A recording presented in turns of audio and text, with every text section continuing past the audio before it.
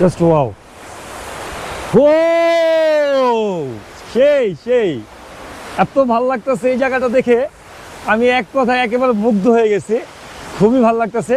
আমি একা আইছি, আমার সাথে কেউ আসে নাই। তো দেখেন বন্ধুরা, আস্তে আস্তে আইসা পড়ছি ঝর্ণার কাছে। তো আসসালামু আলাইকুম বন্ধুরা, আমি বর্তমানে দাঁড়ায় আছি, আমার পিছনে দেখতেছেন রামবরা ওয়াটারফলস। আর এই ওয়াটারফলসটা এতই বিখ্যাত যে যারা এই নোয়াখালীতে ঘুরতে আসে তারা অবশ্যই এই ওয়াটারফলসটা দেখতে আসে। এখানে পানির কি সাউন্ড আর এত আওয়াজ, আমি কিন্তু ঠিকমতো কথা বলতে পারতেছি না।